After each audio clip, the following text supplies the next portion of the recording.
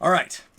So I've got a lot of questions. We just came out of the Shadowbringers, out of the Shadowbringers kind of giving way to Endwalker, right? And so now we know kind of where we're headed. And so having done all of Shadowbringers lore, and now I'm in ARR. I went and looked up how many quests I have. I actually have a ways to go. It feels like every time I look up how many quests I have to go, that number never shrinks. It feels like I play for 6 hours and then I go look and they're like, oh no, you didn't scroll. There's more. Especially because at the beginning of Heavensward it has several level 50 quests. So then I scrolled down further and it's like, when do I get to the first 51 quest? Oh no, you're never getting to the level 51 quest. So I'm moving right along, and I found that like we're talking about this is gonna be super spoiler heavy, obviously, but like we're talking about Garlemald, we're talking about other places on the source, we're talking about people, right? That we've seen before, Xenos and all of that, and it's just making me ask more questions about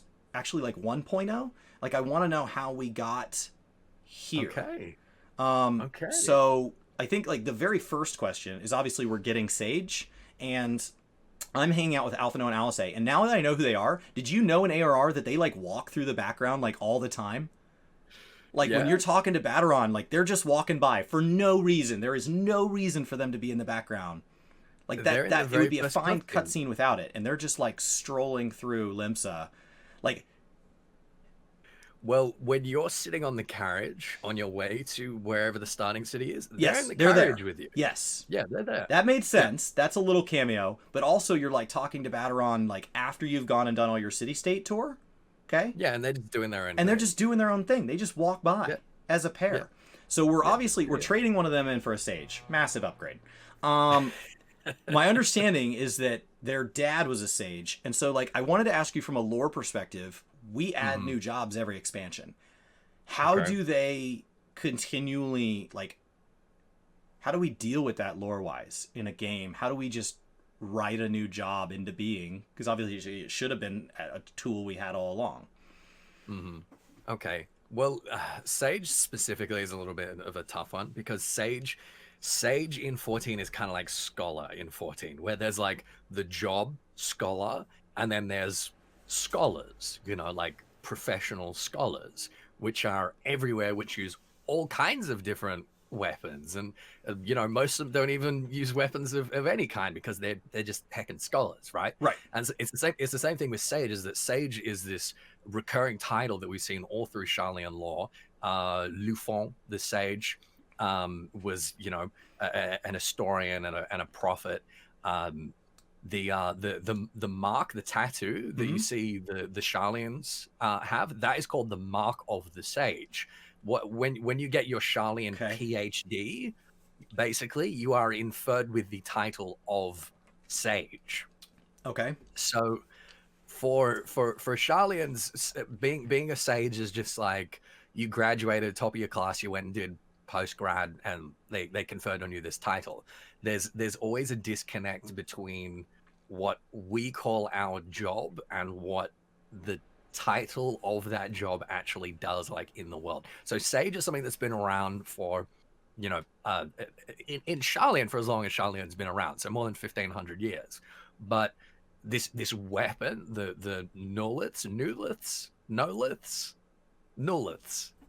whatever it is, that seems to be like a fairly recent invention of certain sages that are just like, hey, we're gonna fight with these things are cool. Okay, because that was my next question, is like, great, I understand they're sages, we've never seen this like machinist crazy weapon before.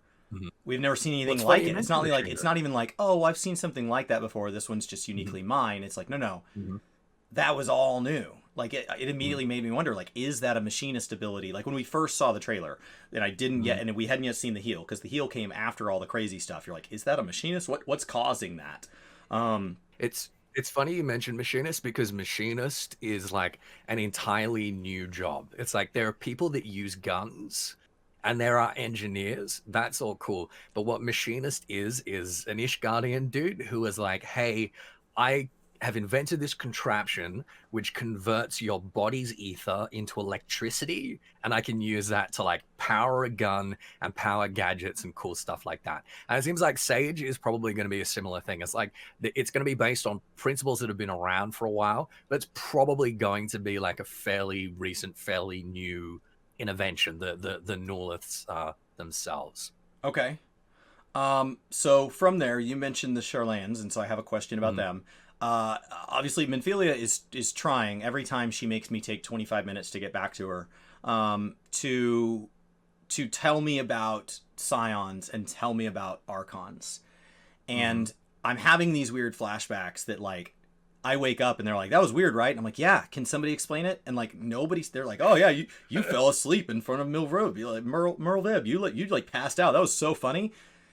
Okay, but I have like real questions here, and like they never address that.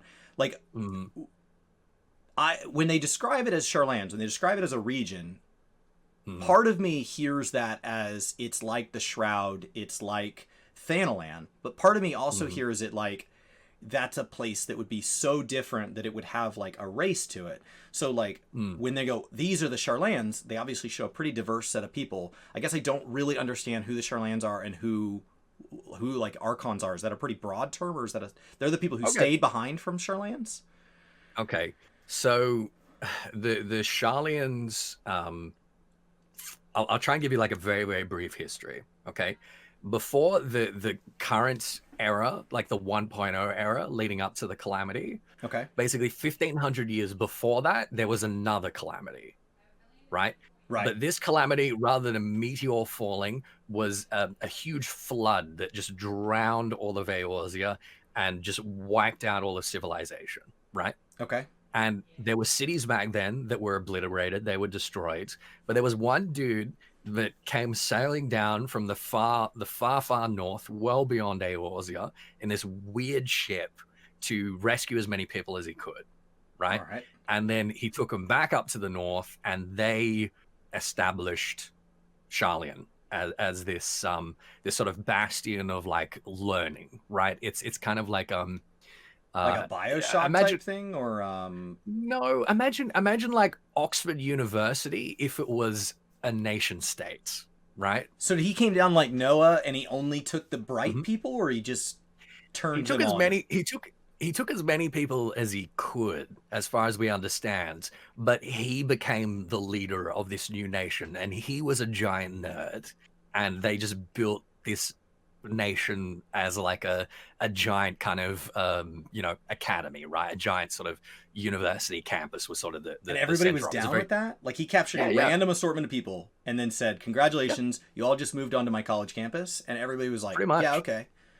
Pretty much, yeah. And what they do now is the Sharlians, when they identify people from like other parts of the world that show particular promise, particular skill or intellect or magical acuity or whatever, they basically get sponsored for scholarship.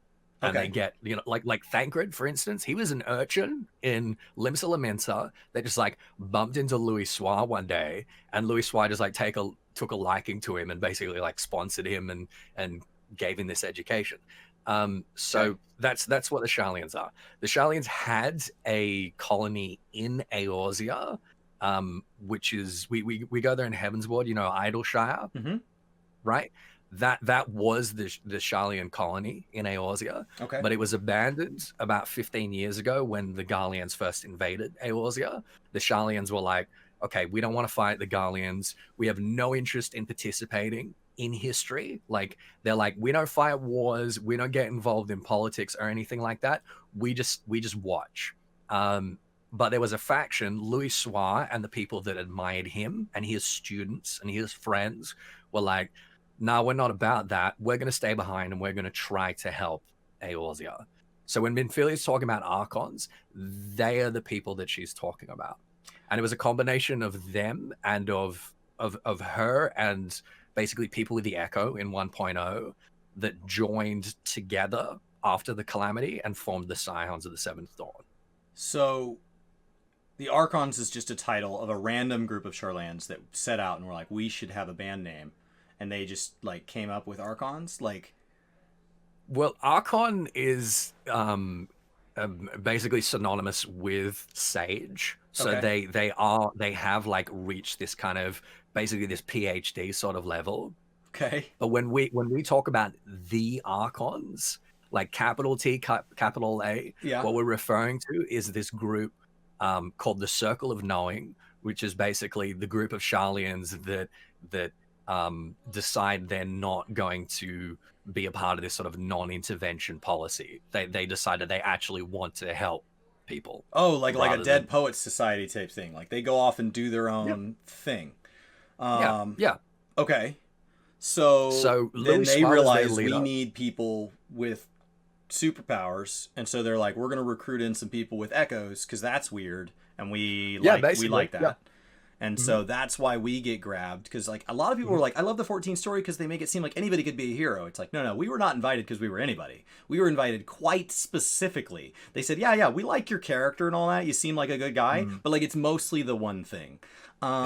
It's mostly the fact that you pass out and like talk to gods. Like that's kind of our shtick. So Mhm. from there, like this last time we talked, I kind of asked like, hey, why is the Waking Sands kind of the secret? And you kind of explained it. Well, Mhm. as I finished up the city state stuff and I went into like my first trial fight and all of that, which was a 4-man Mhm. delightful, very long cutscene at the beginning of that. Like you get crap in the chat if you watch that full Mhm. cutscene. I know Oh because yeah. as the tank, they had to wait on me. Mhm. It's long, so um, people said like thank you in the Scions, and so like I guess I don't understand from there. Are the Scions like this like Red Cross type group? Like they seem to have a presence. Nobody just knows where they're located. Yeah, the Scions are yeah, I mean you basically put your finger on it. Like the alliance leaders know who they are and they like And the Yellow respect Jackets. them. Yeah, the Yellow Jackets do. Basically anyone that is kind of above like a certain pay grade Okay. knows who we are and is kind of clued into that.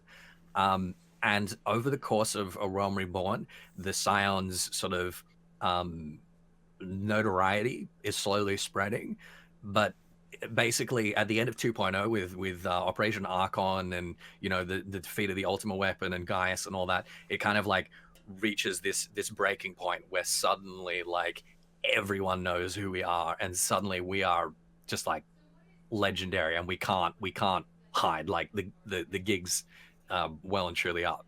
All right. So then from there, like, are there other groups like this? Like, was the Charlan, Mm-hmm. is that a unique thing? Or is it like Hogwarts where No, there's actually other schools and we just think it's the best because it's our school? Like, is it actually the only, is it truly one of a kind? Or are there other ones that were lost in Calamity? Or it seems like there the is Scions, another like, group. it seems like there'd be other people interested in this. Mm-hmm. There is one other group that mainly operates in Othard in the Far East. Okay. That is like descended from survivors of Alig. There were like a couple of people when the Allegan Empire was collapsing. They were Mm-hmm. like, we've got to try and save as much of this knowledge as we can and protect it and try to like pass it on in a way that is sort of responsible and you know conscientious and for the greater good and all that. And that's been going on for like 5,000 years. Whereas the Sharlians are like a more recent thing, and it's not just about Allegan stuff. It's about hoarding knowledge from everywhere and not sharing it, basically. Okay. That that helps because then I Hmm. guess what I'm starting to struggle with is the geopolitical state that got us where we are. So it seems like there was a Okay. time when like the Garlands and all that, it seems like there was a time where everything was a bit more peaceful. But I guess the Mm-hmm. Garlands felt like they were kind of being crapped on. And then once they got technology, they were like, hey, yeah, your stuff's ours now. And Limbs is like, that's Yeah. awful. And it's like, you guys did the exact same thing to the Sahagin. Like, I liked getting to pick my grand company back when I just Yeah. thought it was a cosmetic thing. I don't like Yeah. any of these city states. Like they are Fair enough. all dicks for some reason. Yeah. Yeah, they've all got a lot of growing to do, and that's kind of what happens over the course of the story, right? Is Merlwyb like realizes like, yeah, we've been treating these Sargans like garbage for hundreds of years, and Yeah. and she starts like she gets called out on that mostly by Y'shtola, and you know, and Shadowbringers like really does start trying to make meaningful reparations. But to answer your question about the Garleans, the important thing you got to realize about the Garleans is they can't use magic. Okay. They're physically like, you know, very very strong, but they have this sort of, you know, crippling kind of handicap where they just cannot wield magics. They never have been. So they over the course of millennia, their people have been kind of like pushed out of one place to another place to another place to another place until they've pushed further and further and further and further north into like the frozen garbage dump of the far north, where like nothing grows. It's dark all the time. It's freezing all the time. So they were treated like beast tribes. They were pushed out for being muggles. Yeah, basically, yeah. They were constantly pushed out and pushed out, invaded and invaded and invaded until they had their backs up against the wall, and then suddenly they discover fossil fuel. Basically, they discover cerulean, and this guy named Solus Zos Galvus, who, surprise, surprise, turned out to be Emmett Selk, was like, hey guys, let me teach you how to use this resource. And suddenly, in the course of like 20 years, you're going to go from being ground under heel by everyone to suddenly having an industrial revolution and like mass producing war machines, and like and they're rightfully upset. Yeah, I mean, there was a point, you know, like a generation ago, like 80 years ago, where they were rightfully upset, and they fell in line behind this incredibly charismatic leader who reformed their little republic into a little empire and invaded their neighbors, and, you know, basically just like kept that escalating until they are where they are now, where they're, you know, wanting to take over the whole world, basically. And so then how did it escalate from that to like Dalamud and all of this? Because like they kind of just fill me in randomly. Like it's like, oh, get on an airship, and then you go get on an airship and you get like a 2-minute cutscene. Like you like they don't. It's not like, hey, prepare, you're about to learn about Garlean lore. It's like, hey, I need you to go get this bread for me. And then you're like, oh, I picked up a piece of bread. And then you're like back in 1.0. So like I'm just lost on putting that timeline together. Okay, so you want to know how we get from there to Dalamud, basically? Yes. Okay, so the Ascians' goal is to bring about rejoinings, right? Is to force the shards, the different dimensions, to collapse back together. Right, because that's how they get their people back. That's how they get their people back, yes. And in order to do that, they need to create a huge amount of chaos and destruction and mayhem. And Solus's idea, Emmett Selk's idea in creating this empire was like, I'm going to create a rejoining machine. I'm going to create an empire that is so dysfunctional and so chaotic that I'm going to be able to get it to a point where I can just like get rolling on these rejoinings. So I'm going to take the most horrible like people and put them in positions of power and just like let them go for it and just like add fuel to that fire. So make them mad, give them a gun, see what happens. Yeah, exactly. So one of these legatuses, one of these, you know, generals, effectively, Nail Van Darnus, was basically looking into experimentations to recreate this ancient magic meteor, this Allagan magic, right? Okay. And got a hold of this ancient Allagan device that could communicate with Dalamud, this satellite that everyone thought was a moon, but Nail knew that it was an ancient Allagan satellite because he had this device that had been passed down through his family. Okay. And he was like, hey, I'm gonna communicate with this thing. And Emmett's like, go for it, hell yeah. So he communicates with it and he gets tempered by Bahamut, right? Sure. Who's trapped up in there. And Bahamut's like, hey, let me out, pull me out of orbit and crash me into Eorzea so that I can get out. And Nail's like, hey, Emperor Emmett Solus, can I, is it cool if I do this? If I grab this meteor and crash into Eorzea? And Emmett Selk is, of course, like, hell yeah, dude, let's do it. Let's go. Let's rumble. So long story short, that's basically how it goes. And then that was cut short by Midgar Summer? No. That was so there was a giant ship in there that got attacked by dragons. Okay. It's so fragmented. ARR is Yes. so, and then you're immediately back in present space, and you wake up in Battleron's like, did you sleep well? Yeah.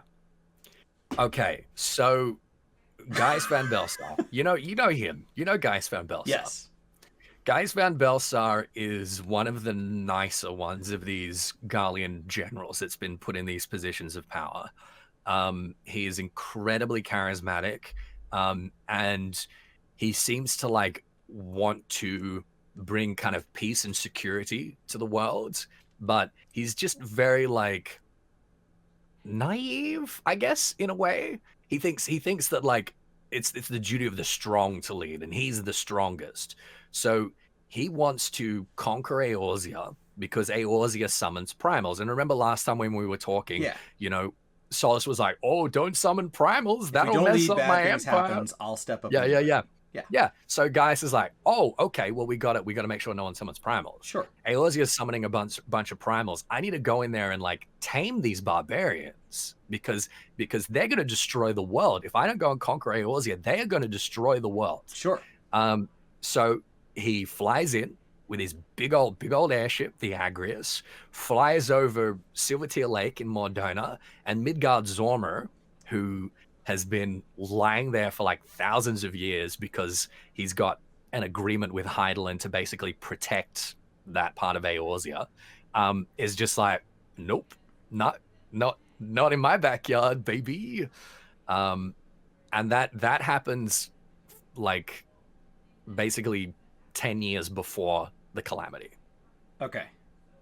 So Gaius has this failed invasion, right? It doesn't work. We keep summoning primals. And then Nail Vandanus is like, hey, I'm going to pull Dalamud out of orbit and smash it into Eorzea and just kill them all, and problem solved. And Emmett Selk is like, hell yeah, let's do it, because he knows that's going to cause a calamity. Nail is tempered by Bahamut, so Bahamut's like, let me out, Sure. and this is what's going to do it. Now, Gaius, actually, when he learns that Nail's planning on doing this, Gaius leaks Nail's plans to the Eorzeans and is like, hey, this guy, my countryman, is planning on crashing Dalamud into Eorzea, and I don't want that because I want to save you guys. I don't want to destroy you guys. So Gaius actually helps us basically defeat Nail, and, you know, Louis Soir learns about the plan, and Louis Soir, you know, summons the 12, doesn't manage to stop Dalamud, but manages to kind of beat off Bahamut, and calamity happens, but everyone survives, more or less. Okay. And that's where we're at. Does that help a little bit? It does. That's part one. All right, cool.